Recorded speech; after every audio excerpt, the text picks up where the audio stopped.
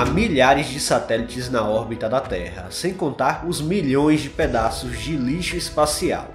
Os satélites, por mais que pareçam magicamente invisíveis, fornecem serviços essenciais como GPS, TV e até internet. Por se tratarem de objetos pequenos e estarem em grandes altitudes, geralmente não conseguimos vê-los com grande nitidez, mas é muito comum vermos os pontos brilhantes atravessarem o céu, quando a luz do sol incide nesses equipamentos metalizados. Mas como seria a visão se pudéssemos apontar um telescópio em direção a eles? Pois é, não precisa imaginar, porque há quem fez registros desses objetos a partir da superfície. No vídeo de hoje vamos conhecer os registros reais de satélites feitos com telescópio.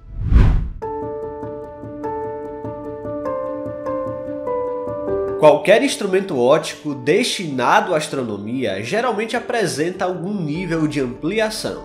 Os objetos celestes estão sempre em distâncias muito grandes, e quanto mais ampliação, tecnicamente você verá mais detalhes do objeto em questão. Para simplesmente ver a Lua com mais nitidez do que a olho nu, basta 10 vezes de aumento e as crateras já ficam visíveis. Mas para um planeta mais distante, como Júpiter ou Saturno, estamos falando de algo na ordem de até 70 vezes de aumento para algum detalhe começar a ser observado. Obviamente, quando nos referimos aos telescópios, o uso do parâmetro de aumento não é exatamente o mais adequado, pois o conceito de ampliação pode envolver uma série de questões ópticas mais complexas. Pois bem, para ver um satélite na órbita da Terra com nitidez, um telescópio tem que ter alguns requisitos mínimos. Na prática, até um telescópio simples poderia ser usado, mas a questão da ampliação é mais profunda do que parece. Por exemplo, muitas pessoas se perguntam sobre a questão de ver a bandeira dos Estados Unidos que foi fincada lá na Lua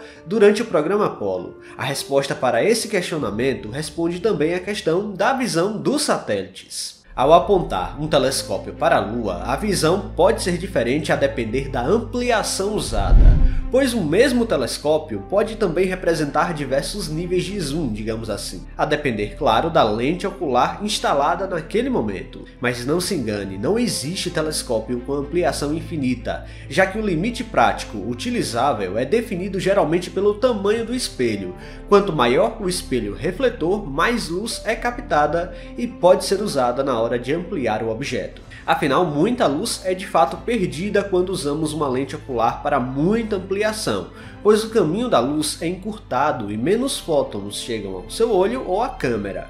Pois bem, aliando isso a uma distância focal ideal, ou seja, definido pelo tamanho do tubo do telescópio, um bom zoom pode ser obtido e detalhes de planetas, galáxias e estrelas podem ser observados. Há quem diga que o telescópio espacial Hubble teria a capacidade de ver os olhos de uma mosca mesmo a 13.000 km de distância. Obviamente ninguém nunca testou tal façanha, mas matematicamente falando, ele teria essa capacidade.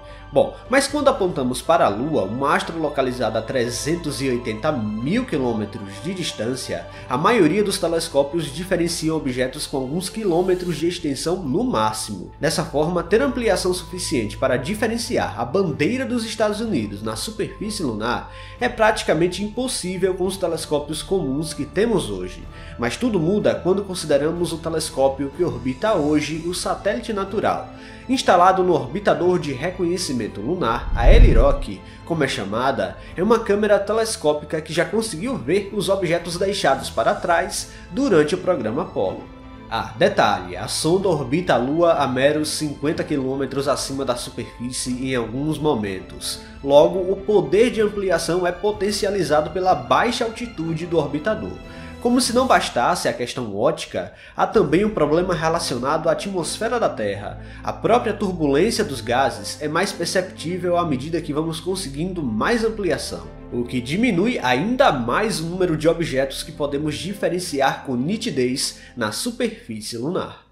E sim, toda essa questão óptica também vale para explicar a questão dos satélites lá na órbita da Terra. Por isso, um dos satélites mais simples de serem capturados é a Estação Espacial Internacional, que orbita a Terra a meros 400 km de altitude. Só para você ter uma noção de tamanho, o diâmetro da Estação Espacial Internacional é de 100 metros e facilita muito quando ela está acima do observador durante uma passagem. Como o primeiro vídeo selecionado aqui, um astrônomo amador na Alemanha apontou seu telescópio durante uma passagem de 10 minutos da Estação Espacial Internacional e registrou todo o trajeto que ela faz no céu em um rápido time-lapse. Perceba só como a imagem muda de nitidez à medida que a estação atravessa o céu e atinge o ápice de clareza quando está no zênite, ou seja, no ponto mais alto do céu e mais próximo do telescópio. A imagem é incrivelmente nítida no geral, mas conforme a densidade atmosférica muda, o efeito de distorção da luz é incrivelmente perceptível.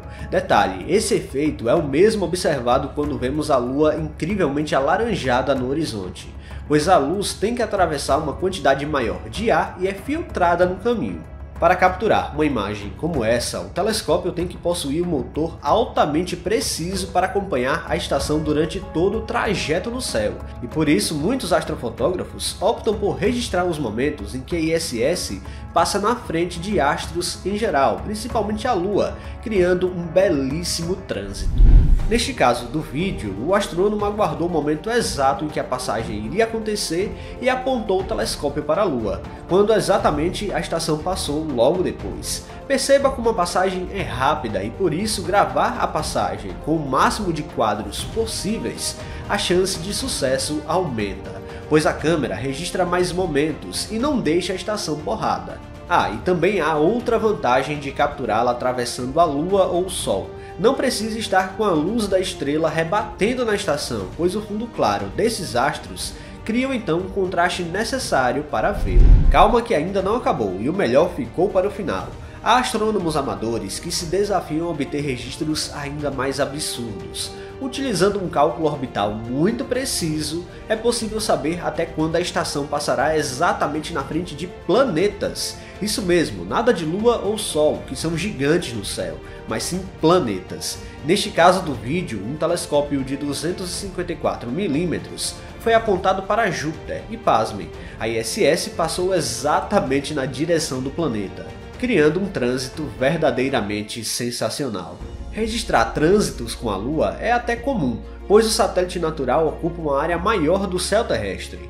Mas com um planeta que aparece infinitamente menor no céu, aí estamos falando de um nível de precisão absurda. A pessoa tem que estar no lugar certo, na hora certa e com o equipamento correto.